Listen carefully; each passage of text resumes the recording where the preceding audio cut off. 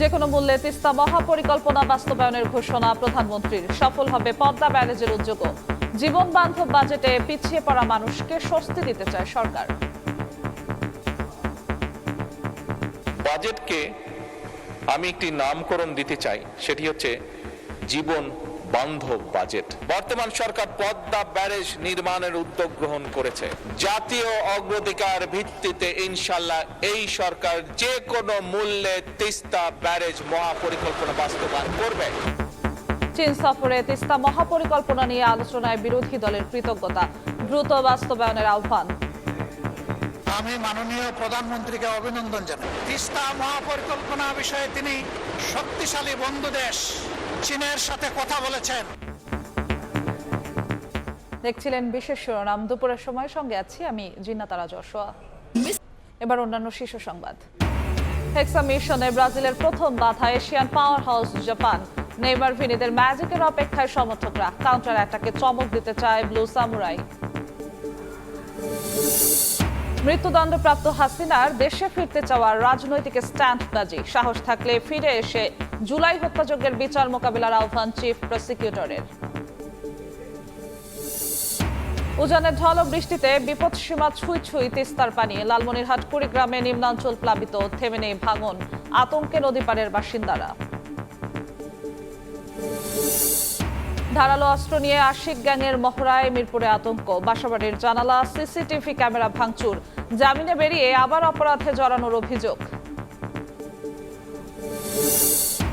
এবং চলে গেলেন 21 পদকপ্রাপ্ত বরেণ্য চিত্রশিল্পী মুস্তফা মনোয়ার। নিউমোনিয়া সহ নানা জটিলতা নিয়ে ভর্তি ছিলেন হাসপাতালে। শহীদ মিনারে কাল সর্বস্তরে শ্রদ্ধা নিবেদন।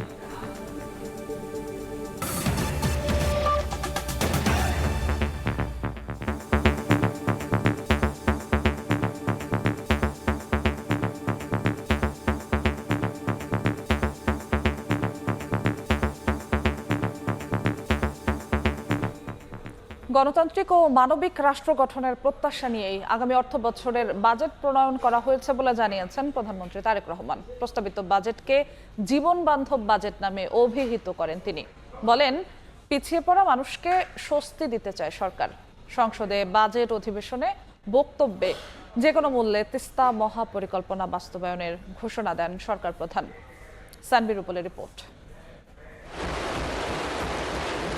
2026-27 অর্থ বছরের বাজেট আলোচনার বক্তব্যে দেশের ভঙ্গুর অর্থনীতিকে টেনে তুলতে সরকারের স্বল্প ও দীর্ঘমেয়াদী পরিকল্পনা তুলে ধরেন প্রধানমন্ত্রী তারেক রহমান। উপস্থাপন করা হয় সংসদে পৌনে 2 ঘন্টা বক্তব্যে ন্যায়ভিত্তিক মানবিক অন্তর্ভুক্তিমূলক অর্থনীতি গড়ে তোলার প্রত্যয় জানান সরকার প্রধান। আগামী বাজেটের নামকরণ করেন জীবন বান্ধব বাজেট, যা পিছিয়ে পড়া মানুষকে কিছুটা হলেও স্বস্তি দেবে বলে জানান প্রধানমন্ত্রী। দেশের প্রত্যেকটি মানুষ চায় যে আমরা ভবিষ্যৎ নিয়ে কথা বলবো। সেজন্যই মাননীয় স্পিকার, এই যে বাজেট সেশন, এই বাজেট সেশনকে বিশেষ করে যেহেতু আমি সরকারি দলের সদস্য, সেই জন্য আজকে আমরা যে বাজেট উপস্থাপন করছি, এই বাজেটকে আমি একটি নামকরণ দিতে চাই, সেটি হচ্ছে জীবন বান্ধব বাজেট। পুনরুদ্ধার, উত্তরণ ও পুনর্গঠন, এই 3 ধাপে অর্থনীতিকে সাজাতে চায় সরকার। প্রকল্প বাস্তবায়ন করতে বিপুল বিদেশি ঋণের বোঝা চাপিয়েছে বিগত সরকার। এই বোঝা জনগণকে অনেক বছর টানতে হবে। তাই ঋণ নয়, উৎপাদন হবে বিনিয়োগ নির্ভর। প্রকল্প হবে জনবান্ধব, ফিরিয়ে আনা হবে পাচার হওয়া অর্থ। আমরা একটি ভঙ্গুর অর্থনীতি পেয়েছিলাম, তার ভিতরে দুর্নীতি, লুটপাট, অব্যবস্থাপনা এবং স্বার্থ সংশ্লিষ্ট বা ভুল নীতির কারণে দেশের অর্থনৈতিক খাত বলা যায় সম্পূর্ণভাবে ধ্বংসস্তূপ হয়ে গিয়েছিল, ধ্বংসপ্রাপ্ত হয়ে গিয়েছিল। এর বাইরে তো যেই কথাটি মাননীয় বিরোধী দলের নেতাও বলেছেন, হাজার হাজার কোটি টাকা পাচার হয়েছিল, জাতীয় আন্তর্জাতিকভাবেও যেটি স্বীকৃত। মাননীয় স্পিকার, দেশের উৎপাদন এবং বিনিয়োগ প্রায় স্থবির হয়ে পড়েছিল। যে কোনো মূল্যে তিস্তা মহাপরিকল্পনা বাস্তবায়নের প্রত্যয় জানান সরকার প্রধান। বর্তমান সরকার পদ্মা ব্যারেজ নির্মাণের উদ্যোগ গ্রহণ করেছে। বর্ষা মৌসুমে যে অতিরিক্ত পানি আমাদের কাছে আসে, সেই পানিটিকে আমরা ধরে রাখবো, যাতে করে শুষ্ক মৌসুম এবং বছরের বাকি সময়টা আমরা কৃষক সহ সকলের কাছে পানি সরবরাহ করতে পারি। মাননীয় স্পিকার, জাতীয় অগ্রাধিকার ভিত্তিতে ইনশাল্লাহ এই সরকার যে কোনো মূল্যে তিস্তা ব্যারেজ মহাপরিকল্পনা বাস্তবায়ন করবে। ব্যাংকিং খাত, রাজস্ব খাতের সংস্কার ও আধুনিকায়নের কথা জানান প্রধানমন্ত্রী। শিক্ষা, স্বাস্থ্য, বিদ্যুৎ সহ বিভিন্ন খাতের বাজেট পরিকল্পনা তুলে ধরেন। বাজেটে কালো টাকা সাদা করার প্রস্তাব প্রত্যাহার, ক্ষুদ্র নৃগোষ্ঠীর করমুক্ত আয় সীমা বৃদ্ধি সহ বেশ কিছু প্রস্তাব তুলে ধরেন সরকার প্রধান। একটি গুরুত্বপূর্ণ লক্ষ্য সানবীর রূপল, সময় সংবাদ, ঢাকা। তিস্তা মহাপরিকল্পনা নিয়ে চীনের সঙ্গে আলোচনা করায় প্রধানমন্ত্রীকে ধন্যবাদ জানিয়েছেন বিরোধী দলীয় নেতা ডাক্তার শফিকুর রহমান। একই সঙ্গে শিগগিরই প্রকল্প বাস্তবায়নের আশাও ব্যক্ত করেন তিনি। জাতীয় সংসদের অধিবেশনে সরকারের সমালোচনাও করেন বিরোধী দলীয় নেতা। বলেন, অতীতে এই সংসদ ব্যক্তি তোষামোদিতে অভ্যস্ত ছিল, বর্তমানে সংসদে এমনটা হওয়া উচিত হবে না। সরকারি দলকে বিরোধী দলকে সম্মান করার মানসিকতা থাকতে হবে। এদিকে প্রধানমন্ত্রী তহবিল থেকে 20 কোটি টাকা বিরোধী দলের সংসদ সদস্যদের এলাকায় মসজিদ, ঈদগাহ নির্মাণের জন্য বরাদ্দ করে সংসদকে অবহিত করেন এলজিআরডি মন্ত্রী মির্জা ফখরুল ইসলাম আলমগীর।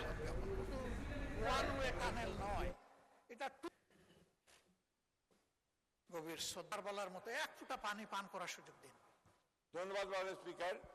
আমি সংসদে অবগতির জন্য এলজিআরডি মন্ত্রী, আপনি কিছু বলতে চাচ্ছেন? আমাদের মাননীয় প্রধানমন্ত্রী তিনি তার মঞ্জুরি বরাদ্দ করেছেন। আমি মাননীয় প্রধানমন্ত্রীকে অভিনন্দন জানাই আরেকবার। তার সফরের পরে অভিনন্দন জানিয়েছিলাম, আরেকবার অভিনন্দন জানাই। তিস্তা মহাপরিকল্পনা বিষয়ে তিনি শক্তিশালী বন্ধু দেশ চীনের সাথে কথা বলেছেন এবং পানি সম্পদ মন্ত্রী গতকাল তার বক্তব্যে আশ্বস্ত করেছেন যে ইনশাআল্লাহ আমরা নামের কাঙ্গাল নই, আমরা কামের কাঙ্গাল। কামটাই দেখতে চাই। মাননীয় প্রধানমন্ত্রী তিনি তার ঐচ্ছিক তহবিল থেকে আমাদের বিরোধী দলের সদস্যদের আসনগুলোতে সিটি কর্পোরেশন বাদ দিয়ে প্রায় 20 কোটি টাকার মসজিদ, গোরস্থান এবং ঈদগাহের জন্য মঞ্জুরি বরাদ্দ করেছেন। প্রধানমন্ত্রী তারেক রহমানের সঙ্গে সৌজন্য সাক্ষাৎ করেছেন মোবাইল অপারেটর বাংলালিংকের মূল প্রতিষ্ঠান ভিওনের চেয়ারম্যান অগি ফাবেলা। সকালে জাতীয় সংসদ ভবনে প্রধানমন্ত্রীর কার্যালয়ে সাক্ষাৎ করেন ভিওনের চেয়ারম্যান। এ সময় ডাক, টেলিযোগাযোগ ও তথ্য প্রযুক্তি এবং বিজ্ঞান ও প্রযুক্তি মন্ত্রী ফকির মাহবুব আনাম, প্রধানমন্ত্রীর উপদেষ্টা রেহান আসিফ আসাদ, ভিওনের বোর্ড সদস্য মিশেল সোয়েটিং এবং বাংলালিংকের প্রধান নির্বাহী কর্মকর্তা ইয়োহান হেনরিক মার্টিনাস বাস উপস্থিত ছিলেন। বৈঠকে দেশের ডিজিটাল সেবাকে আরও সহজলভ্য ও সম্প্রসারণের বিভিন্ন বিষয় নিয়ে আলোচনা হয়। এ সময় প্রধানমন্ত্রী বাংলালিংক কর্তৃপক্ষকে সাশ্রয়ী মূল্যে স্মার্টফোন সাধারণ মানুষের কাছে পৌঁছে দেওয়ার উদ্যোগ নেওয়ার আহ্বান জানান। পাশাপাশি সব শ্রেণী পেশার মানুষের জন্য ইন্টারনেট সেবা আরও সুলভ করতে ইন্টারনেটের মূল্য কমানোর বিষয়টিও বিবেচনার আহ্বান জানান তিনি। ফিফা বিশ্বকাপের খবর।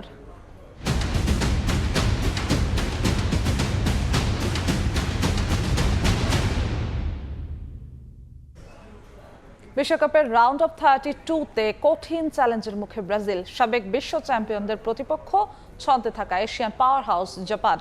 সেরা কম্বিনেশন খুঁজে পেলেও ব্রাজিলকে ভাবাচ্ছে জাপানের দ্রুত গতির কাউন্টার অ্যাটাক। আর ব্লু সামুরাইদের শক্ত রক্ষণ ভেদ করে রাউন্ড অফ 16 নিশ্চিতে মরিয়া ব্রাজিল।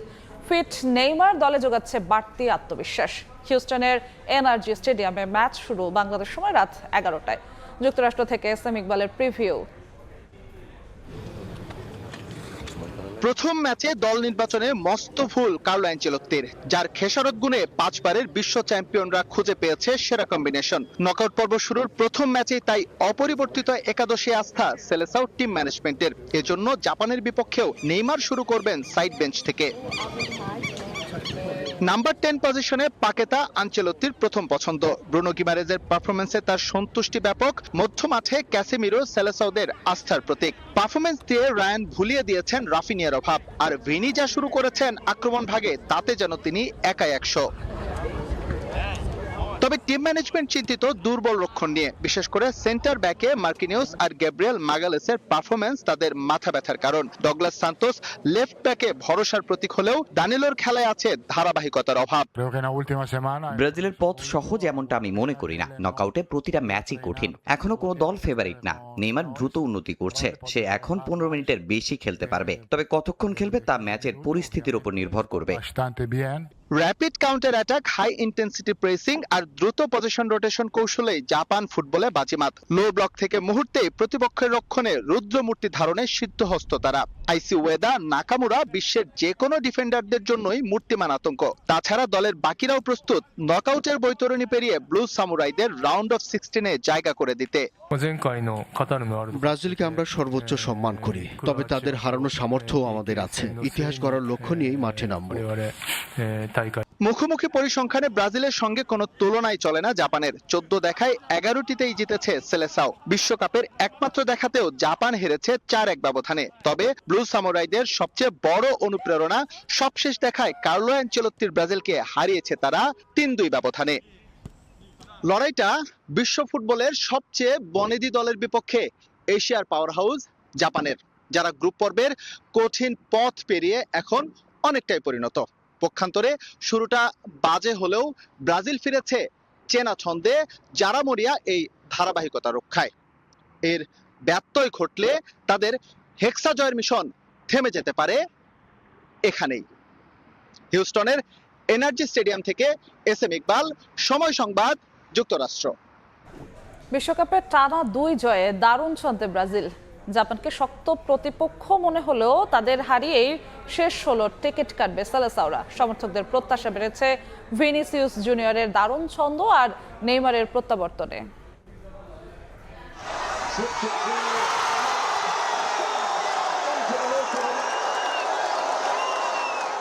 অচেনা রূপে বিশ্বকাপ শুরু, পরের 2 ম্যাচেই ফিরেছে সাম্বার ছন্দ। 5 বারের বিশ্ব চ্যাম্পিয়নরা এবার নামছে এশিয়ার পরাশক্তি জাপানের বিপক্ষে। প্রশ্নটা, স্বস্তিতে আছে তো ব্রাজিল সমর্থকেরা? উত্তরে প্রথমেই আসে নেইমারের নাম। চোট কাটিয়ে ইতোমধ্যেই মাঠে ফিরেছেন এই তারকা ফুটবলার। তবে তার কাছে গোলের চেয়ে মাঠের উপস্থিতি বেশি গুরুত্ব পাচ্ছে সমর্থকদের কাছে। গোল অবশ্যই তো গোল চাও নেইমারের থেকে, কারণ নেইমারের কাছে গোল পাওয়া এটা অনেক আমাদের জন্য অনেক ভালো একটা জিনিস। তবে কিছুটা অস্বস্তির কারণ জাপানের সাম্প্রতিক ছন্দ, কারণ দলটি 2018 সালের পর হারেনি কোনো ইউরোপিয়ান দলের বিপক্ষে। চলতি আসরেও আটকে দিয়েছে নেদারল্যান্ডস সুইডেনকে। জাপান অনেক শক্তিশালী দল, এটা বলা যায় যে তার লাস্ট কয়েক বছর ধরে ইউরোপের কোনো দলের সাথে হারে নাই। জাপানকে নিয়ে শঙ্কিত না, কিন্তু একটু তো ভয় থাকবে, কারণ জাপান হচ্ছে এশিয়ার একটা জায়ান্ট টিম। তবে বাড়তি আত্মবিশ্বাস দিচ্ছে দারুণ ছন্দে থাকা ভিনিসিয়াস জুনিয়র। 4 গোলের পাশাপাশি 1টি অ্যাসিস্ট করেছেন রিয়াল মাদ্রিদ তারকা। রাফি আমিন, সময় সংবাদ, ঢাকা। দণ্ডপ্রাপ্ত শেখ হাসিনার দেশে ফিরতে চাওয়ার ঘোষণা রাজনৈতিক স্ট্যান্ডবাজি বলে মন্তব্য করেছেন চিফ প্রসিকিউটর আমিনুল ইসলাম। সাহস থাকলে দেশে এসে জুলাই হত্যাযজ্ঞের বিচার মোকাবিলা করার আহ্বান জানান তিনি। বলেন, শাহজাহান খান, আমু, বিচারপতি মানিক সহ জুলাই হত্যাযজ্ঞের 10টি মামলার তদন্ত প্রতিবেদন হাতে পেয়েছে প্রসিকিউশন। চলছে যাচাই বাছাই। জুলাই আগস্টের হত্যাযজ্ঞের প্ররোচনা, উস্কানি, নির্দেশনা ও পরিকল্পনার মামলায় শেখ হাসিনার বিচার হয়েছে আন্তর্জাতিক অপরাধ ট্রাইব্যুনালে। অপরাধ প্রমাণিত হওয়ায় মৃত্যুদণ্ড হয় তার। রোববার ভারতীয় গণমাধ্যমের এক সাক্ষাৎকারে শেখ হাসিনা জানিয়েছেন, এই বছরেই দেশে ফিরবেন তিনি। ফাঁসির দণ্ডপ্রাপ্ত শেখ হাসিনার এই বক্তব্যের প্রতিক্রিয়া জানিয়েছে আন্তর্জাতিক অপরাধ ট্রাইব্যুনালের চিফ প্রসিকিউটর আমিনুল ইসলাম। বলেন, দিল্লি থেকে শেখ হাসিনার দেশে ফিরতে চাওয়ার ঘোষণা রাজনৈতিক স্ট্যান্ডবাজি। সাহস থাকলে দেশে এসে জুলাই হত্যাযজ্ঞের বিচারের মুখোমুখি হওয়ার পরামর্শ তার। এই ট্রাইব্যুনাল কর্তৃক মৃত্যুদণ্ডপ্রাপ্ত তিনি আসবেন, ভারত থেকেও বলে, বাংলাদেশ থেকেও তার কিছু অনুসারীরা বলে। সিম্পলি আমার কাছে যেটা মনে হয় যে এই সব কিছুই হচ্ছে একটা স্ট্যান্ডবাজি। আমরাও তো চাই যে উনি ফিরে আসুক, তার আপিলটা তিনি ফাইল করে মামলাটা মোকাবেলা করুক। যে ভাষায় আমরা মাঝে মাঝে ভিডিও বার্তা দেখি, সেখান থেকে তিনি তো সব অপরাধ স্বীকারই করেন। মঙ্গলবার জাসদ নেতা হাসানুল হক ইনুর মানবতা বিরোধী অপরাধ মামলার রায় ঘোষণা করবেন ট্রাইব্যুনাল। জুলাই আন্দোলন চলাকালে কুষ্টিয়ার 6 জনকে হত্যা নির্দেশ, পরিকল্পনার অভিযোগে মামলা হয় তার বিরুদ্ধে। চিফ প্রসিকিউটর বলেন, ইনুর সর্বোচ্চ সাজা প্রত্যাশা করেন তারা। জনাব হাসানুল হক ইনুর যে দায় ছিল এবং তার কর্মকাণ্ড দিয়ে যে অপরাধটা হয়েছে, সেই অনুযায়ী আমরা সাক্ষ্য প্রমাণ উপস্থাপন করেছি। আইনেও বলেছে যে তার যে ভূমিকা ছিল, তার যে কার্যক্রম ছিল, সেটা অপরাধ। সেই অপরাধটি আমরা প্রমাণ করেছি বলে আমরা বিশ্বাস করি এবং আমরা সেই অনুযায়ী প্রত্যাশা করি যে তার এই অপরাধমূলক কর্মকাণ্ডের কারণে এতগুলো জানমালের যে ক্ষতি হয়েছে দেশে, এটার জন্য তো উপযুক্ত শাস্তি তাকে পেতে হবে। আমিনুল ইসলাম জানান, জুলাই হত্যাযজ্ঞের আরও 10টি মামলা তদন্ত প্রতিবেদন হাতে পেয়েছে প্রসিকিউশন। যাচাই বাছাই শেষে পর্যায়ক্রমে ট্রাইব্যুনালে আনুষ্ঠানিক অভিযোগ দাখিল করা হবে। সাবিনা মজুমদার, সময় সংবাদ, ঢাকা। সেপ্টেম্বর অক্টোবর থেকে ধাপে ধাপে শুরু হচ্ছে স্থানীয় সরকারের নির্বাচন, আর এই ভোট শুরু হবে স্থানীয় সরকারের সবশেষ ধাপ ইউনিয়ন পরিষদের মধ্য দিয়ে। এরই ফাঁকে হতে পারে সিটি নির্বাচনও। ইতিমধ্যে ভোটের প্রস্তুতি এগিয়ে নিয়েছে নির্বাচন কমিশন। ইসি সচিব বলছেন, রক্তপাতহীন ভালো নির্বাচন নিশ্চিতে সর্বোচ্চ ব্যবস্থা নেবে ভোট নেয়ার সাংবিধানিক প্রতিষ্ঠানটি। কাউসারা চৌধুরী, কুমুর রিপোর্ট। 5 আগস্টের পর থেকে বর্তমানে ইউনিয়ন পরিষদ ছাড়া সব পর্যায়ের স্থানীয় সরকার প্রতিষ্ঠান চলছে প্রশাসক দিয়েই। সংসদে স্থানীয় সরকারের সংশোধিত আইন পাশের পর নির্বাচন কমিশন আচরণবিধি চূড়ান্ত করার কাজ করছে। মির্জা ফখরুল ইসলাম আলমগীরকে আহ্বান জানাচ্ছি। সম্প্রতি চলতি বছরের সেপ্টেম্বর অক্টোবর থেকে পর্যায়ক্রমে স্থানীয় সরকারের ভোট শুরুর বিষয়ে সংসদেই ইঙ্গিত দিয়েছেন স্থানীয় সরকার মন্ত্রী। স্থানীয় সরকার নির্বাচনের ব্যাপারে আমি তাদের আশ্বস্ত করতে পারি যে যথাসময়ে নির্বাচন অনুষ্ঠিত হবে। সংশ্লিষ্ট মন্ত্রীর এমন বক্তব্যের পর ভোট আয়োজনে আনুষ্ঠানিক চিঠি না পেলেও নির্বাচনের প্রস্তুতি কার্যক্রমে গতি বেড়েছে ইসির। সম্প্রতি নির্বাচন কমিশন 4580টি ইউনিয়ন পরিষদ, 330টি পৌরসভা, নবগঠিত বগুড়া সিটি কর্পোরেশন সহ 13টি সিটি কর্পোরেশন, 495টি উপজেলা পরিষদ ও 64টি জেলা পরিষদের তথ্য সংগ্রহ করেছে। প্রতি 3 মাসে 2টি ধাপের ভোট সম্পন্ন করার পরিকল্পনা নির্বাচন কমিশনের। নির্বাচনকে করার জন্য আমার যে জিনিসগুলো লাগে, প্রথমত লাগে ভোটার তালিকা আছে, বাক্স, সিল, গালা, বস্তা ইত্যাদি ইত্যাদি, এটাও আমাদের আছে। ভোট কেন্দ্রও আছে। আইন শৃঙ্খলা বাহিনীর ডেপ্লয়মেন্ট প্ল্যানটা হবে নির্বাচনের সাথে সম্পর্কিত। সার্বিক প্রচেষ্টাটা হচ্ছে সব দিক থেকে যে রক্তপাতহীন এবং একটা সুষ্ঠু সুন্দর নির্বাচন। দলীয় প্রতীক ছাড়া স্থানীয় সরকার নির্বাচনের আচরণ বিধিমালার নতুন খসড়ার উপর রাজনৈতিক দলগুলোর মতামত জানতে 30 জুন পর্যন্ত সময় দিয়েছে ইসি। ইউপি নির্বাচনের মাধ্যমে স্থানীয় সরকারের ভোটের প্রক্রিয়া শুরুর আশা করছে কমিশন। রাজনৈতিক দলের প্রতীকের উপর ভিত্তি করে কোনো প্রচারণা হবে না, কোনো ধরনের পোস্টারই আমরা না রাখার পক্ষে। নির্বাচন কমিশনের প্রস্তুতি আছে সেপ্টেম্বর অক্টোবর। অনলাইনে নমিনেশন পেপার জামানত কিছু বেড়ে গেছে, বিলবোর্ড কতখানি সাইজ হবে, ইভিএম ব্যবহার হবে না, ইন্ডিপেন্ডেন্ট শুধুমাত্র আপনার সিটি কর্পোরেশন আর ইউনিয়ন কাউন্সিল। আমরা ইউনিয়ন দিয়ে শুরু করব। প্রধান নির্বাচন কমিশনারও মে মাসে এক অনুষ্ঠানে রক্তপাতহীন নির্বাচনের বিষয়ে নিজেদের অবস্থান পুনর্ব্যক্ত করেন। রক্তপাত দেখতে চাই, রক্তপাতহীন একটা স্থানীয় সরকার নির্বাচন চাই। কাউসারা চৌধুরী, কুমু, সময় সংবাদ, ঢাকা। দুপুরের সময় আরো থাকছে। আপনাদের এক কথা বুঝতে হবে, আইনগত কোনো নিষেধ আছে? না, অবশ্যই আছে। বগুড়ায় অবৈধ সিগারেট কারখানায় অভিযানের 3 সপ্তাহেও হয়নি মামলা। কাস্টমস ও ভ্যাট কার্যালয়ের রহস্যজনক নীরবতা, অসঙ্গতির খোঁজ নিতে গিয়ে গণমাধ্যম কর্মী হেনস্থার অভিযোগ। উজানের ঢল ও বৃষ্টিতে বিপদসীমা ছুঁই ছুঁই তিস্তার পানি। এরই মধ্যে লালমনিরহাট কুড়িগ্রামে প্লাবিত হয়েছে নিম্নাঞ্চল। বিস্তারিত জানাতে এই মুহূর্তে কুড়িগ্রামে আছেন বাদশা সৈকত এবং লালমনিরহাটে আছেন সুফিয়ান আল হাসান। সরাসরি শুরুতে যাচ্ছি সৈকতের কাছে। সৈকত, গতকাল সন্ধ্যার পর থেকেই কিন্তু বৃষ্টি এবং উজানের ঢলে কুড়িগ্রামের যে নদ নদী রয়েছে, ব্রহ্মপুত্র, ধরলা, তিস্তা এবং দুধকুমার, সেই নদ নদীর পানি কিন্তু বৃদ্ধি পেতে শুরু করেছে এবং রাত পর্যন্ত বৃদ্ধি এবং আজ দিন পর্যন্ত কিন্তু বৃদ্ধি অব্যাহত রয়েছে। আমরা যেটি পানি উন্নয়ন বোর্ডের দেওয়া তথ্যে জেনেছি যে কুড়িগ্রামের উপর দিয়ে প্রবাহিত বিশেষ করে দুধকুমার নদীর পানি কিন্তু বিপদসীমার 23 সেন্টিমিটার উপর দিয়ে প্রবাহিত হচ্ছে এবং অন্যান্য নদ নদীর পানিও বেড়েছে। তার ফলে আমি যে জায়গাটি রয়েছে এটি কুড়িগ্রাম সদর উপজেলার পাঁচগাছির শুলকুর বাজার এলাকা। এখানে যদি দেখাই যে নিচু এলাকা এবং নদ নদী অববাহিকার কিছু এলাকা রয়েছে যেগুলোতে পানি প্রবেশ করেছে এবং যে ফসলের ক্ষেত, সে ক্ষেতগুলো কিন্তু পানি প্রবেশ করেছে এবং আরও আমি যেটি খোঁজ নিয়েছি যে অনেক ক্ষেত রয়েছে যেগুলো আসলে নিচু এলাকার ক্ষেত, সেগুলো পানিতে নিমজ্জিত হয়ে পড়েছে। এই অবস্থায় কিন্তু আমরা দেখেছি যে গ্রামীণ এলাকার বেশ কিছু কাঁচা সড়ক যেগুলো মানুষ চলাচল গর্ত সেগুলোতে কিন্তু হাঁটু পানি উঠেছে সেই সড়কগুলোতে, এবং সেখানেও কিন্তু দুর্ভোগ বেড়েছে। আর যে বিষয়টি আমরা সকাল থেকেই নদ নদীর অববাহিকা ঘুরে দেখেছি যে স্থানীয়রা যেটি বলছেন যে পানি যদি আরও বৃদ্ধি পায় এবং সেই পানি কিন্তু চরাঞ্চল সহ নিম্নাঞ্চলের ঘরবাড়িতেও প্রবেশ করবে, যদিও এখনও সেই পানি ঘরবাড়িতে প্রবেশ করেনি যদি পানি বৃদ্ধি অব্যাহত থাকে। আর স্থানীয় পানি উন্নয়ন বোর্ডের সাথে কথা বলেছি, পানি উন্নয়ন বোর্ড যেটি বলেছে এবং বন্যা সতর্কীকরণ কেন্দ্র যেটি বলেছে যে আসলে এই নদ নদীগুলোর উজানে ভারতের অংশে যে ভারী বৃষ্টিপাত, সেই বৃষ্টিপাতের পানি কিন্তু নামতে শুরু করেছে। এই পানি কিন্তু আরও 2-3 দিন নামা অব্যাহত থাকবে, যার কারণে যে পূর্বাভাস দিয়েছে সেখানে যে এই কুড়িগ্রামের চরাঞ্চল এবং নিম্নাঞ্চলে বন্যা পরিস্থিতির সৃষ্টি হবে। এই ছিল কুড়িগ্রামের বন্যা পরিস্থিতির সর্বশেষ। আমরা এই বন্যা পরিস্থিতির আরও খবর জানতে যাব লালমনিরহাটে, সেখানে রয়েছেন আমাদের সহকর্মী সুফিয়ান আল হাসান। আদিতমারি উপজেলার মহিষকোচা ইউনিয়নের গোবর্ধন যে এলাকাটি রয়েছে সেখানে, এটি কিন্তু তিস্তার পার্শ্ববর্তী একটি নিম্নাঞ্চল।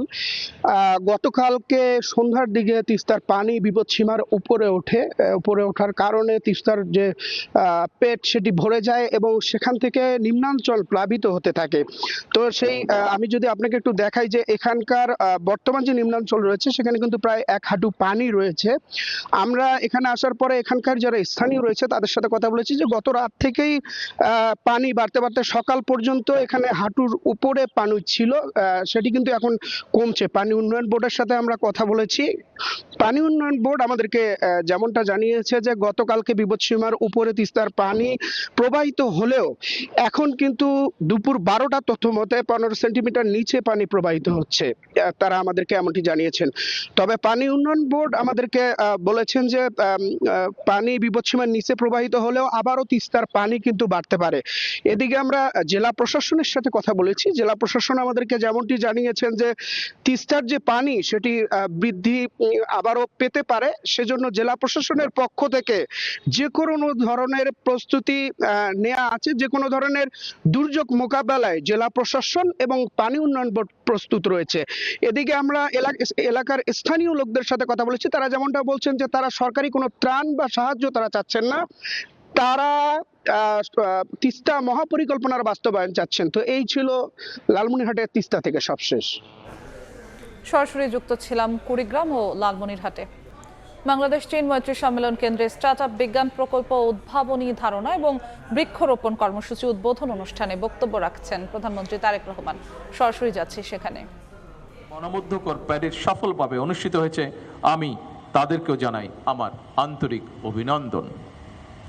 পরিশেষে তোমাদের সকলের উজ্জ্বল ভবিষ্যৎ, সুস্বাস্থ্য, নিরাপত্তা এবং সাফল্য কামনা করছে। মহান আল্লাহ রাব্বুল আলামিন তোমাদের জীবনের প্রতিটি পদক্ষেপে সহায় হন, এই প্রার্থনা জানি আমি আমার বক্তব্য শেষ করছি। আল্লাহ হাফেজ। বাংলাদেশ জিন্দাবাদ। ধন্যবাদ মাননীয় প্রধানমন্ত্রী। সাবধান হবে, সাবধান।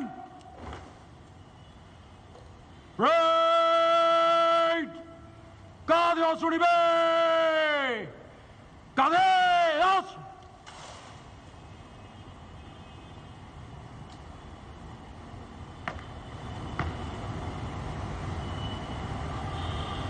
ব্রেক সম্পূর্ণ বিরতি করার জন্য আপনার অনুমতি প্রার্থী মাননীয় প্রধানমন্ত্রী।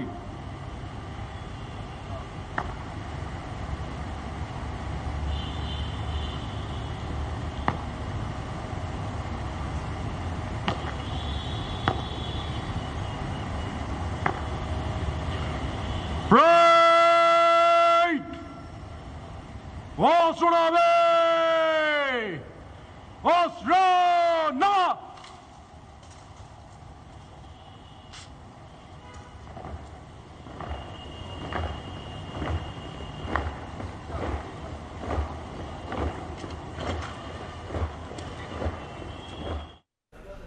সরাসরি যুক্ত ছিলাম বাংলাদেশ চীন মৈত্রী সম্মেলন কেন্দ্রে। 21শে পদকপ্রাপ্ত বরেণ্য চিত্রশিল্পী ও সাংস্কৃতিক ব্যক্তিত্ব মুস্তফা মনোয়ার আর নেই। নিউমোনিয়াজনিত জটিলতায় রাজধানীর একটি বেসরকারি হাসপাতালে চিকিৎসাধীন অবস্থায় শেষ নিঃশ্বাস ত্যাগ করেন তিনি। কাল সর্বস্তরের শ্রদ্ধা নিবেদনের জন্য মরদেহ রাখা হবে কেন্দ্রীয় শহীদ মিনারে।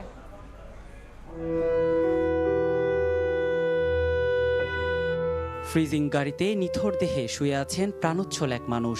নতুন সৃষ্টিতে যিনি শিল্পকে করেছেন সমৃদ্ধ, সৃষ্টির নিয়মে তিনিই পাড়ি জমিয়েছেন না ফেরার দেশে।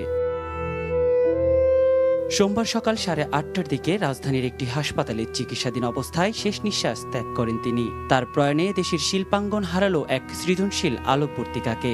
শেষবারের মতো এক নজর দেখে পুরনো স্মৃতি খুঁজে ফিরলেন আপনজন ও সহকর্মীরা। বাংলাদেশের সংস্কৃতি, বাংলাদেশের ভবিষ্যৎ নিয়ে ভাবতেন এবং আমাদের সাথে সে অসুস্থ অবস্থায় রস তামাশা করতেন। ভালো লাগতো, আমাদের একজন অভিভাবক হারালাম। শিল্পের সকল পর্যায়ে, সকল ধারায় তিনি কাজ করেছেন এবং নেতৃত্ব দিয়েছেন। স্যার বিটিভিতে চাকরি করেছেন, তার আগে চারুকলার শিক্ষক ছিলেন, শিল্পকলার ডিজি ছিলেন, গণমাধ্যম ইনস্টিটিউটের ডিজি ছিলেন, এফডিসির এমডি ছিলেন, প্রায় প্রত্যেকটা জায়গাতেই তিনি ছিলেন। মুস্তফা মনোয়ার রেখে গেছেন তার অজস্র সৃষ্টিকর্ম। তার চলে যাওয়ায় নেমে এসেছে একরাশ শূন্যতা। আগামীকাল বনানীতে দাফন করা হচ্ছে, সকাল 9:30 আমরা ইয়েতে নিয়ে যাচ্ছি বিটিভিতে, কারণ ওনার হাতে তো বিটিভি গড়া হয়েছিল। তো সুতরাং ওইখান থেকে তারপরে আমরা শহীদ মিনারে রাখাবে। রং, রেখা আর কল্পনার জগৎকে তিনি আজীবন সমৃদ্ধ করেছেন। শিশু কিশোরদের কাছে তিনি ছিলেন আপন একজন গল্পকার, আর শিল্পপ্রেমীদের কাছে ছিলেন এক অনন্য প্রেরণার নাম। সেই মুস্তফা মনোয়ারের প্রয়াণে শোকাহত পুরো দেশ। 1935 সালের 1 সেপ্টেম্বর মাগুরা জেলার নাকল গ্রামে নানার বাড়িতে জন্ম মুস্তফা মনোয়ারের। পৈতৃক বাড়ি ঝিনাইদহ জেলার শৈলকুপা উপজেলার মনোহরপুর গ্রামে। তিনি ছিলেন প্রখ্যাত কবি গোলাম মোস্তফার পুত্র। ছোটবেলা থেকেই শিল্পচর্চার প্রতি ছিল তার গভীর অনুরাগ। মুস্তফা মনোয়ার চলে গেলেও রঙের প্রতি তার ভালোবাসা, শিল্প ভাবনা এবং সাংস্কৃতিক উত্তরাধিকার বেঁচে থাকবে অসংখ্য শিল্পী, দর্শক ও শিক্ষার্থীর হৃদয়ে। নিয়াজ শুভ, সময় সংবাদ, ঢাকা। এই মুহূর্তে রাজধানীর ধানমন্ডিতে আছেন রিপোর্টার নেওয়াজ শুভ, সরাসরি যাচ্ছি তার কাছে। বরেণ্য চিত্রশিল্পী, সাংস্কৃতিক ব্যক্তিত্ব এবং 21শে পদকপ্রাপ্ত শিল্পী মুস্তফা মনোয়ারের প্রয়াণে আমরা দেখছি যে সকাল থেকেই সাংস্কৃতিক অঙ্গনে কতটা শোকের ছায়া নেমে এসেছে। আমরা যখন সকালে তার মৃত্যু সংবাদ পাই, আমরা হাসপাতালে সেখানে আমরা যাই এবং তার পরিবারের লোকজনদের সঙ্গে কথা বলি। হাসপাতাল থেকে কিন্তু তাকে নেওয়া হয় ধানমন্ডির তাকওয়া মসজিদে।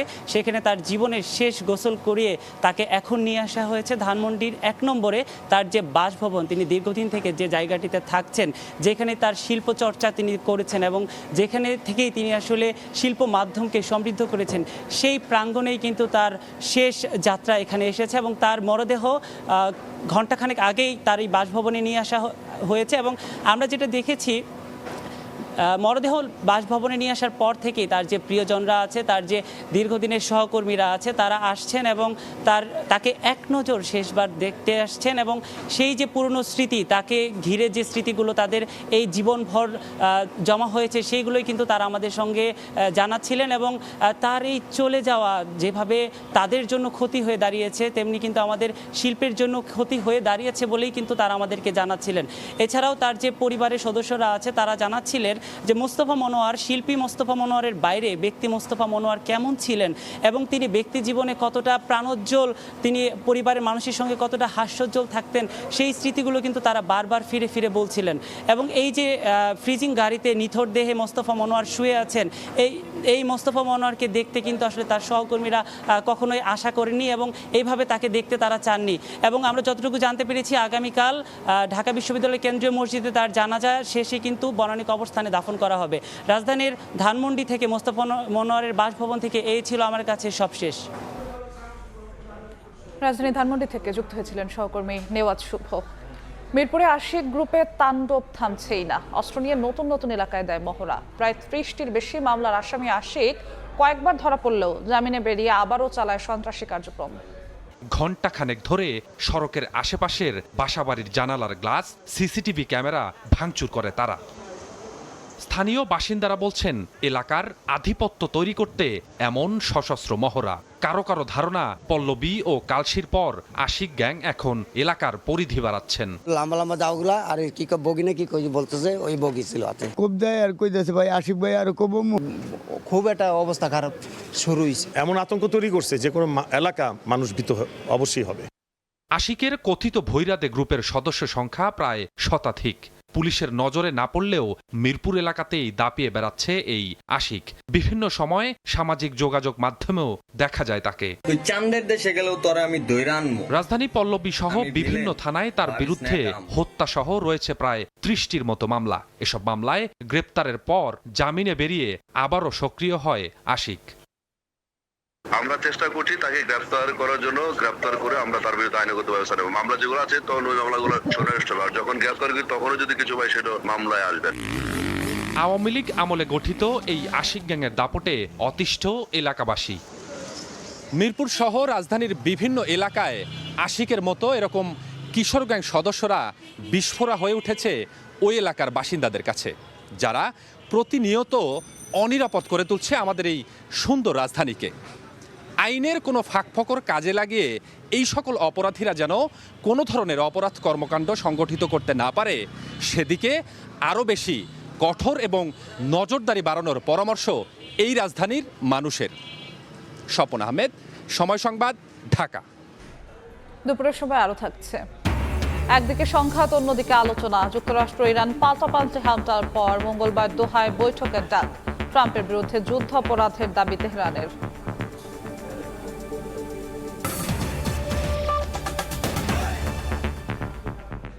প্রধানমন্ত্রীর ভিশন পূরণ করার জন্য কৃষিতে বাজেট অপর্যাপ্ত বলে মন্তব্য করেছেন প্রধানমন্ত্রীর উপদেষ্টা ও বিএনপির সিনিয়র যুগ্ম মহাসচিব রুহুল কবির রিজভী। সোমবার সকালে রাজধানীর খামারবাড়িতে আয়োজিত আলোচনা সভায় এ মন্তব্য করেন তিনি। বলেন, কৃষিতে আগের তুলনায় অধিক বরাদ্দ করা হলেও তা যথেষ্ট নয়। জিডিপিতে কৃষির বরাদ্দ এখন 5 থেকে 6% রয়েছে, তবে তা 7 থেকে 8% করলে ভালো হবে। এছাড়া কৃষিতে গবেষণা বাড়ালে প্রতি ক্ষেত্রে স্বয়ংসম্পূর্ণ করা যাবে।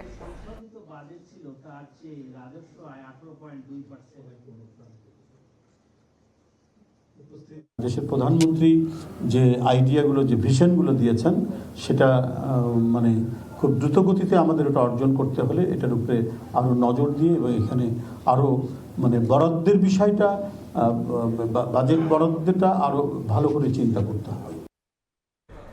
করমুক্ত আয় সীমা বাড়িয়ে করা হতে পারে 4 লাখ টাকা। বাতিল হতে পারে আবাসন খাতে বিনা প্রশ্নে কালো টাকা সাদা করার সুযোগ সহ খুচরা ব্যবসায়ীদের উপর ভ্যাট বসানোর প্রস্তাব। এছাড়া সংশোধিত অর্থ বিলে বেসরকারি বিশ্ববিদ্যালয় ও মেডিকেল কলেজের কর্পোরেট কর কমিয়ে 5% করা হতে পারে। জমি মালিকদের উপর 15% গেইন ট্যাক্স কমে হচ্ছে 5%। কর বর্ষ 2026-27 এবং 27-28 3,75,000 টাকা, 28-29, 29-30 4 লক্ষ টাকা। চলতি অর্থ বছরের বাজেট থেকে 25,000 টাকা বাড়িয়ে 2026-27 অর্থ বছরের জন্য ব্যক্তি শ্রেণীর করমুক্ত আয়সীমা 4.25 লাখ টাকা করার প্রস্তাব করেন অর্থমন্ত্রী। সেই সিদ্ধান্ত নিয়ে সমালোচনার মুখে আরও 25,000 টাকা বাড়িয়ে 4 লাখ টাকার নতুন প্রস্তাব পেশ হতে পারে। 2030-31 অর্থ বছরের জন্য যা হবে 5 লাখ টাকা।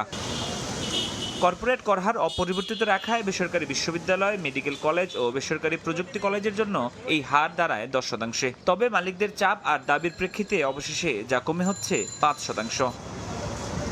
আবাসন খাতে বিনা প্রশ্নে কালো টাকা সাদা করার সুযোগ নিয়ে সমালোচনার মুখে এটিও বাদ পড়ছে শেষ সময়ে। তাই জমি বা ফ্ল্যাটের দলিল মূল্যের চেয়ে প্রকৃত মূল্য বেশি হলে সুযোগ থাকছে না নিয়মিত কর দিয়ে বৈধ করার।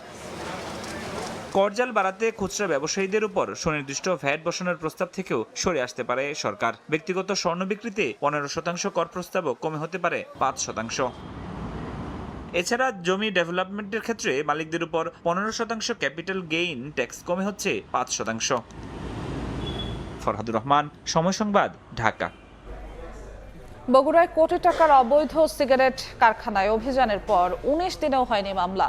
রহস্যজনক নীরবতায় কাস্টমস, এক্সাইজ ও ভ্যাট কার্যালয়। আর সিলগালা করা কারখানার পাশেই চলছে একই অবৈধ কারখানার কার্যক্রম। অভিযানের অসঙ্গতির বিষয়ে জানতে বগুড়া কাস্টমস, এক্সাইজ ও ভ্যাট কার্যালয়ে যায় সময় সংবাদ। কিন্তু অফিসে প্রবেশের আগেই বাধার মুখে পড়েন গণমাধ্যম কর্মীরা। শাহাদুল ইসলামের ক্যামেরায় আব্দুল্লাহ ওয়ালের রিপোর্ট।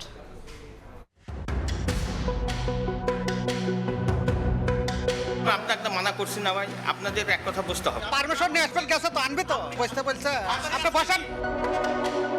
অভিযানে অসঙ্গতির অভিযোগের বিষয়ে তথ্য জানতে বগুড়া কাস্টম, এক্সাইজ ও ভ্যাট কার্যালয়ে যায় সময় সংবাদ। রুমের সামনে যাওয়া যাবে না? না না, কেন? লিখিতভাবে জানায় দিবে যে এই ব্যাপার, এই জন্য আমি আসছি, তখন সে পারমিশন দিবে দেখা করার জন্য। তবে অফিসের মূল ফটকে গণমাধ্যম কর্মীদের আটকে দিয়ে জানানো হয় প্রবেশের জন্য লিখিত অনুমতি প্রয়োজন।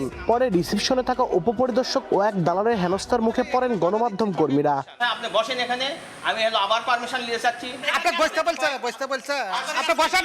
দীর্ঘ সময় অপেক্ষা ও হয়রানির পর অবশেষে কথা বলতে রাজি হন কাস্টম এক্সাইজ ও ভ্যাট কার্যালয়ের দায়িত্বপ্রাপ্ত কর্মকর্তা। উপপরিদর্শক পরিচয় আমাদেরকে জানিয়েছেন এই অফিসে প্রবেশ করতে হয়, সেক্ষেত্রে আসলে সেই কর্মকর্তার লিখিত অনুমতি নিয়ে এই অফিসটিতে প্রবেশ করতে হবে। গত 9 জুন বগুড়া সদর উপজেলার শিকারপুরের একটি অবৈধ সিগারেট কারখানায় অভিযান চালায় কাস্টম এক্সাইজ ও ভ্যাট বিভাগ। জেলার উপকমিশনার শামীম উল আলমের নেতৃত্বে পরিচালিত এই অভিযানে 6 লাখের বেশি নকল সিগারেট, বিপুল পরিমাণে তামাক এবং উৎপাদন যন্ত্রপাতি জব্দ করা হয়। একই সঙ্গে কারখানাটি সিলগালা করা হয়। তবে অভিযানের 19 দিন পেরিয়ে গেলেও প্রতিষ্ঠানটির বিরুদ্ধে এখনো কোনো মামলা দায়ের হয়নি। আরও বিস্ময়কর বিষয় হলো সিলগালা করা গোডাউনের আশেপাশের আরেকটি গোডাউনে এখনো নির্বিঘ্নে চলতে দেখা গেছে একই অবৈধ সিগারেট কারখানার কার্যক্রম। গোডাউন হচ্ছে আপনার ওই যে ওনাদের মঞ্জু, হেলাল, শাইনুর, এরা 3 ভাইয়ের। 22 তারিখে একটা মামলা হয়েছিল প্রতিষ্ঠানের বিরুদ্ধে না, কয়েকজন ব্যক্তির বিরুদ্ধে। ওখানে কোনো কিছু জব্দ হয়েছে কিনা সেটা আমার জানা নাই। তবে কাস্টম এক্সাইজ ও ভ্যাট কর্মকর্তার দাবি আইনি প্রক্রিয়া মেনে রাজশাহী বিভাগীয় কার্যালয়ে একটি প্রতিবেদন পাঠানো হয়েছে। তবে এর পক্ষে গণমাধ্যম কর্মীদের কোনো কাগজ সরবরাহ করতে পারেনি কর্তৃপক্ষ। যেটা হয়েছে এটা আসলে জন্য আমি একটু দেখবো জিনিসটা, বাট এটার জন্য আমি দুঃখিত আগেই। হ্যাঁ, বাট সাংবাদিক ভাইদের জন্য আমাদের দরজা সবসময় খোলা। মামলার যে ইস্যুটা, এটা আমরা একটা কাস্টমস বিভাগীয় মামলা করব এবং বিধিমালা অনুযায়ী আমার 1 মাস সময় আছে। অবৈধ মালামাল হাতে নাতে আটকের পর মামলা দায়েরের গড়িমসি হওয়ার সুযোগ নেই বলে জানান জেলার সর্বোচ্চ এই আইন কর্মকর্তা। মজুদকারী যে তার বিরুদ্ধে মামলা আনয়ন করতে হবে এবং সেই মামলাটা যত তাড়াতাড়ি সম্ভব থানায় নিয়ে যেয়ে মামলা করতে হবে। নামবিহীন অবৈধ এই সিগারেট কারখানায় গত 22 ফেব্রুয়ারি রাতে অভিযান চালিয়ে নকল সিগারেট জব্দ করেছিল বগুড়া সদর থানা পুলিশ। পরদিন সদর থানা পুলিশের উপপরিদর্শক আব্দুল্লাহ সাদিক বাদী হয়ে থানায় মামলাও দায়ের করেন। অথচ একই ধরনের অভিযানে কাস্টম এক্সাইজ ও ভ্যাট মামলার বিষয়ে 19 দিনে কোনো অগ্রগতি না থাকায় উঠেছে নানা প্রশ্ন। আব্দুল আউয়াল, সময় সংবাদ, বগুড়া। মধ্যপ্রাচ্যের গন্তব্যগুলোতে অস্থিরতার পাশাপাশি নানামুখী জটিলতা সত্ত্বেও গত 5 মাসে আন্তর্জাতিক ও অভ্যন্তরীণ রুটে 7,800 ফ্লাইটে 7,60,000 যাত্রী পরিবহনের রেকর্ড করেছে চট্টগ্রাম শাহ আমানত বিমানবন্দর। অবশ্য মধ্যপ্রাচ্যের যুদ্ধে 1.5 মাসে 238টি ফ্লাইট বাতিল হওয়ায় অন্তত 30 কোটি টাকা আয় কম হয়েছে সংস্থাটির। শাখাউতিপুর ক্যামেরায় বিস্তারিত জানাচ্ছেন কমল দে। চট্টগ্রাম শাহ আমানত বিমানবন্দর থেকে ইন্টারন্যাশনাল ফ্লাইট বলতে ওমানের মাস্কাট, সৌদি আরবের জেদ্দা ও মদিনা, আরব আমিরাতের দুবাই, শারজা এবং আবুধাবি। আর চলতি বছরে মার্চের শুরু থেকে ইরানের সঙ্গে ইসরায়েল এবং মার্কিন যুক্তরাষ্ট্রের যুদ্ধের ফলে মধ্যপ্রাচ্যের বিমানবন্দরগুলো ক্ষেপণাস্ত্র হামলার লক্ষ্যবস্তুতে পরিণত হয়, বিমান চলাচল মারাত্মকভাবে বাধাগ্রস্ত হয়। বাতিল হওয়ার কারণে যে জট সৃষ্টি হয়েছে প্যাসেঞ্জারের, পরবর্তীতে ফ্লাইট বাড়তি দিয়ে এবং অনেক সময় চার্টার করে এই লোকগুলোকে বাংলাদেশ থেকে মধ্যপ্রাচ্যে গমন করার ব্যবস্থা করা হয়। তারপরও মে পর্যন্ত 3,245টি আন্তর্জাতিক ফ্লাইট পরিচালনার পাশাপাশি 3,72,237 জন যাত্রী পরিবহন করেছে শাহ আমানত বিমানবন্দর। সিভিল এভিয়েশন সদর দপ্তরের গাইডলাইন অনুযায়ী এবং আমাদের মন্ত্রণালয়ের গাইডলাইন অনুযায়ী আমরা সমন্বয় করে এই যাত্রীগুলিকে আস্তে আস্তে আমরা বিদেশে পাঠানোর ব্যবস্থা করি। চলতি বছরের জানুয়ারি মাসে 660টি এবং ফেব্রুয়ারি মাসে 630টি আন্তর্জাতিক ফ্লাইট ওঠানামা হলো। যুদ্ধের মাস হিসেবে চিহ্নিত মার্চে 671টি, এপ্রিলে 685টি এবং মে মাসে 652টি ফ্লাইট ওঠানামা করেছে।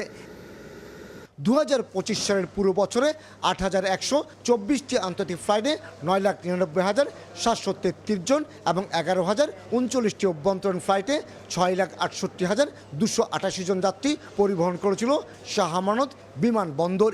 এতে রাজস্ব আয় হয়েছিল 200 কোটি টাকার বেশি। প্রতি আন্তর্জাতিক ফ্লাইট পরিচালনার ক্ষেত্রে 5 থেকে 6 লাখ টাকা রাজস্ব অর্জন করে বিমানবন্দর কর্তৃপক্ষ। যখন তারা যেতে পারছিলেন না, তারা যেন এয়ারপোর্টে এসে নানা ধরনের হয়রানিতে না পড়ে, আমরা আমাদের এয়ারলাইন্সের প্রতিনিধিদের সাথে বসে আমরা একটা কোঅর্ডিনেশন সেল গঠন করি। চলতি 2025-26 অর্থ বছরে মে পর্যন্ত 11 মাসে 246 কোটি টাকা রাজস্ব আদায় করেছে চট্টগ্রাম শাহ আমানত বিমানবন্দর কর্তৃপক্ষ। নানা জটিলতা সত্ত্বেও গত 26 বছর ধরে প্রতি বছর 15 লাখ বেশি যাত্রী পরিবহন করে চমক সৃষ্টি করেছে এই বিমানবন্দর। চট্টগ্রাম শাহ আমানত বিমানবন্দর থেকে কমল দে, সময় সংবাদ। হরমুজ ঘিরে উত্তেজনার পর সংঘাত বন্ধে নীতিগতভাবে একমত হয়েছে যুক্তরাষ্ট্র ও ইরান। মঙ্গলবার কাতারের দোহায় দুই দেশের মধ্যে বৈঠক হওয়ার কথা রয়েছে। প্রণালী ঘিরে বিরোধ মেটানোই হবে বৈঠকের মূল আলোচ্য বিষয়।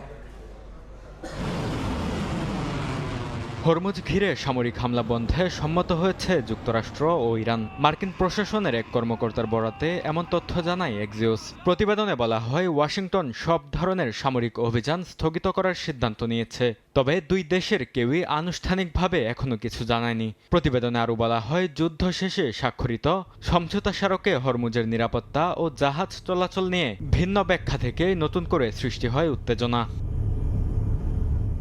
এদিকে সাম্প্রতিক মার্কিন হামলার জেরে যুক্তরাষ্ট্রের সঙ্গে নির্ধারিত কারিগরি পর্যায়ের আলোচনা থেকে সরে দাঁড়িয়েছে ইরান। দেশটির সর্বোচ্চ নেতার কার্যালয়ের এক কর্মকর্তা রাষ্ট্রীয় টেলিভিশনকে জানান, যুক্তরাষ্ট্রের হামলা এবং সমঝোতা স্মারকের শর্ত পূরণ না হওয়ায় রোববারের বৈঠকে অংশ নেয়নি তেহরান। সমঝোতার প্রতিশ্রুতি বাস্তবায়ন না হওয়া পর্যন্ত আলোচনায় অগ্রগতি সম্ভব নয় বলেও দাবি করেন তিনি। হরমুজ প্রণালীতে নৌযান চলাচল পরিচালনা ও পুরোপুরি স্বাভাবিক করার দায়িত্ব একমাত্র ইরানের, এমন দাবি করেছেন দেশটির পররাষ্ট্রমন্ত্রী আব্বাস আরাকচি। একই সঙ্গে তার সতর্কবার্তা, হরমুজকায় কোনো হস্তক্ষেপ করা হলে তা স্বাক্ষরিত ইরান যুক্তরাষ্ট্র সমঝোতা স্মারকের লঙ্ঘন হিসেবে বিবেচিত হবে। যুক্তরাষ্ট্র ইরানের নেতাদের বিরুদ্ধে শিশু হত্যা, যুদ্ধাপরাধ ও আগ্রাসনের অভিযোগ এনে তাদের বিচার দাবি করেছেন ইরানের সর্বোচ্চ নেতা মুজতবা আলী খামেনি। এক্সে দেওয়া এক বার্তায় তিনি বলেন, এসব অপরাধের জন্য দায়ীদের দেশীয় ও আন্তর্জাতিক আদালতে বিচারের মুখোমুখি হতে হবে। দক্ষিণ লেবাননে হিজবুল্লাহর একটি ভূগর্ভস্থ স্থাপনা ধ্বংসের দাবি করেছে ইসরায়েল। রোববার এক্সে দেওয়া যৌথ বিবৃতিতে ইসরায়েলের প্রধানমন্ত্রী ও প্রতিরক্ষামন্ত্রী জানান, অভিযানে হিজবুল্লাহর অবকাঠামো লক্ষ্য করে হামলা চালানো হয়েছে, তবে এ বিষয়ে হিজবুল্লাহর পক্ষ থেকে তাৎক্ষণিক কোনো প্রতিক্রিয়া পাওয়া যায়নি। বরকতুল্লাহ, সময় সংবাদ। ভেনেজুয়েলায় ভূমিকম্পে ধ্বংসস্তূপের নিচে প্রাণের খোঁজে অভিযান চালিয়ে যাচ্ছেন উদ্ধারকারীরা। মা, নবজাতক সহ অন্তত 33 জনকে জীবিত উদ্ধার করা হয়েছে। এখনো নিখোঁজ 10,000-এর বেশি মানুষ। গেল বুধবার মাত্র 39 সেকেন্ডের ব্যবধানে 7.2 ও 7.5 মাত্রার দুটি শক্তিশালী ভূমিকম্পে কেঁপে ওঠে ভেনেজুয়েলা। এতে প্রায় 800 ভবন ধসে পড়েছে। বহু মানুষের প্রাণহানির সঙ্গে সঙ্গে আহতের সংখ্যাও বাড়ছে সমানতালে। নিহতদের মধ্যে পর্তুগাল, চীন সহ বিভিন্ন দেশের নাগরিক রয়েছেন। দুর্যোগের 96 ঘন্টা পেরিয়ে গেলেও আশার আলো নিভে যায়নি। গেল দুদিনে ধ্বংসস্তূপ থেকে 33 জনকে জীবিত উদ্ধার করা হয়েছে, যাদের মধ্যে অলৌকিকভাবে বেঁচে ফিরেছে 18 দিন বয়সী নবজাতক ও তার মা। 32 ঘন্টা আটকে থাকার পর তাদের উদ্ধার করা হয়। তালিকায় আছে 11 বছর বয়সী 2 শিশুর নামও। মৈসিস নামে এক শিশুকে প্রায় 3 মিটার গভীর ধ্বংসস্তূপের নিচ থেকে 6 ঘন্টার চেষ্টায় উদ্ধার করে কলম্বিয়ার বিশেষজ্ঞ দল। কারাবালেদা শহর থেকে আরও এক শিশুকে জীবিত উদ্ধার করা হয়। পাশাপাশি সন্তান সহ এক বাবাকে জীবিত উদ্ধার করেছেন উদ্ধারকারীরা। বুধবারের ভূমিকম্পের পর অনেক সময় পেরিয়ে গেলেও এখনো জীবিত মানুষকে উদ্ধার করা সম্ভব হচ্ছে। আমার ঠিক পেছনেই উদ্ধারকর্মীরা ধ্বংসস্তূপ থেকে এক বাবা ও তার ছেলেকে জীবিত বের করে এনেছেন। তারা এখন চিকিৎসা নিচ্ছেন। যুক্তরাষ্ট্র, মেক্সিকো, ফ্রান্স সহ বিভিন্ন দেশের উদ্ধারকারী দল এখানে নিরলসভাবে কাজ করে যাচ্ছেন। ভূমিকম্পের সবচেয়ে বেশি ক্ষতিগ্রস্ত লাগোয়াইরা অঞ্চলকে সম্পূর্ণ লকডাউনের আওতায় আনা হয়েছে। উদ্ধার অভিযান নির্বিঘ্ন রাখতে মোতায়েন করা হয়েছে সেনাবাহিনীও। একই সঙ্গে জরুরি সেবা ও উদ্ধারকারী যানবাহনের চলাচল নিশ্চিত করতে খোলা রাখা হয়েছে গুরুত্বপূর্ণ সড়কগুলো। নাসরিন রুমি, সময় সংবাদ। আবারও বিশ্বকাপ প্রসঙ্গ। সাউথ আফ্রিকার হৃদয় ভেঙে বিশ্বকাপের শীর্ষ 16তে জায়গা করে নিল কানাডা। দলের এমন ঐতিহাসিক জয়ে উল্লাসে মাতোয়ারা কানাডার টরন্টো শহর। পরের রাউন্ডে প্রতিপক্ষ যেই আসুক, কানাডিয়ানদের স্বপ্ন এখন শিরোপা জয়ের। কানাডা থেকে আরো জানাচ্ছেন রাশিদ লিমন।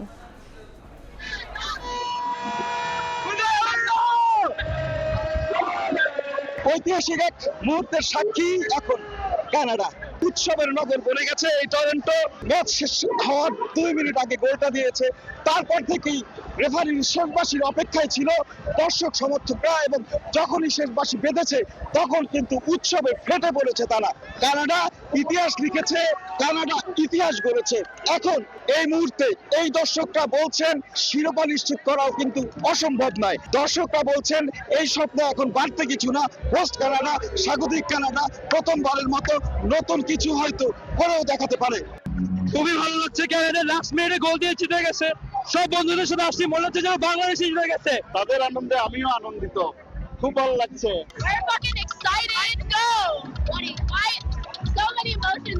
আমি শুধুমাত্র ঢাকা থেকে আসছি টরন্টোতে জাস্ট খেলা দেখার জন্য। আমাদের প্রথম তো অনেক মজা লাগছে, আমরা বুঝতে পারিনি এত দূর আসবে। অনেক ভালো লাগছে। For the first time ever, Canada has made it past to this far. We love Canada. We're going to support them all the way. Let's go, Canada!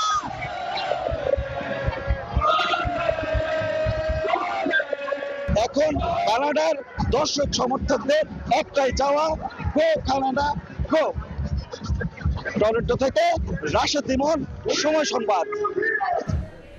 যুক্তরাষ্ট্রের মায়ামিতে প্রদর্শিত হলো ফুটবল বিশ্বকাপের মূল ট্রফি। ছুটির দিনে মায়ামি ডাউনটাউনের ফ্রিডম টাওয়ারের সামনে ট্রফিটি এক নজর দেখতে ভিড় করেন বিভিন্ন দেশের হাজারো সমর্থক। মায়ামি থেকে সাজিদ মুস্তাহিদের রিপোর্ট। ছুটির দিনে মায়ামি ডাউনটাউনের ফ্রিডম টাওয়ারের সামনে ফুটবল ভক্তদের দীর্ঘ লাইন। মায়ামিতে এদিন কোনো ম্যাচ না থাকলেও সমর্থকদের আসা ভিন্ন এক কারণে। প্রতিটা আসরের আগে বিশ্ব ভ্রমণে বের হয় ফিফা বিশ্বকাপ ট্রফি। লাখো সমর্থক বিশ্বের সবচেয়ে কাঙ্ক্ষিত ট্রফি দেখার সুযোগ পান। এবার সেই সুযোগ আসে মায়ামিতে থাকা হাজারো সমর্থকের। সারা জীবন টিভিতে দেখে আসছি, এই প্রথম লাইভ দেখলাম। It's amazing. It feels like we win. ভালো লাগছে, like অনেক gold plated, অনেক nice, shiny. First time watching the cup live, so it's really an amazing time. আবেগের ক্যানভাসে বাড়তি রং ছড়াতে মঞ্চে আসেন মার্কো মাতেরাজ্জি। 2006 সালের বিশ্বকাপ ফাইনালে বার্লিনের সেই মহাকাব্যিক রাতে যিনি ইতালিকে এনে দিয়েছিলেন বিশ্ব জয়ের গৌরব। ট্রফিটা মাতেরাজ্জির কাছে এখনো আরাধ্যের। আমার জীবনের সবচেয়ে স্মরণীয় মুহূর্ত ছিল বিশ্বকাপ জয়। এখনো সেই স্মৃতি আমাকে আনন্দ দেয়। এবারের বিশ্বকাপ দারুণ হচ্ছে, তবে কে জিতবে সেটা বলা কঠিন। ফুটবল বিশ্বের সবচেয়ে বড় মুকুট, এর চেয়ে দামি আর আকাঙ্ক্ষিত কোনো বস্তু নেই ফুটবলে। মালকাইট পাথরের ভিত্তির উপর দাঁড়িয়ে থাকা দুটি স্বর্ণালী মানব মূর্তি যেন পুরো বিশ্বে ফুটবল উন্মাদনার প্রতীক। কোটি মানুষের স্বপ্ন, বছরের পর বছর ফুটবলারদের পরিশ্রম আর কোটি কোটি সমর্থকের আবেগের শেষ সীমানা লুকিয়ে আছে এই 36.5 সেন্টিমিটার ট্রফিটাতেই। মায়ামি থেকে সাজিদ মুস্তাহিদ, সময় সংবাদ, যুক্তরাষ্ট্র। এ পর্যায়ে শীর্ষ সংবাদগুলো জানিয়ে দিচ্ছি আরেকবার। যে কোনো মূল্যে তিস্তা মহাপরিকল্পনা বাস্তবায়নের ঘোষণা প্রধানমন্ত্রীর। বাজেটকে জীবন বান্ধব আখ্যা, পিছিয়ে পড়া মানুষকে স্বস্তি দিতে চায় সরকার। মৃত্যুদণ্ডপ্রাপ্ত হাসিনার দেশে ফিরতে চাওয়ার রাজনৈতিক স্ট্যান্ডবাজি, সাহস থাকলে ফিরে এসে জুলাই হত্যাযজ্ঞের বিচার মোকাবিলার আহ্বান চিফ প্রসিকিউটরের। এবং সেলেসাউদের সামনে সামুরাই পরীক্ষা, হেক্সা মিশনে ব্রাজিলের প্রথম বাধা জাপান। নেইমার ভিনিদের ম্যাজিকের অপেক্ষা, কাউন্টার অ্যাটাকে চমক দিতে চায় প্রতিপক্ষ।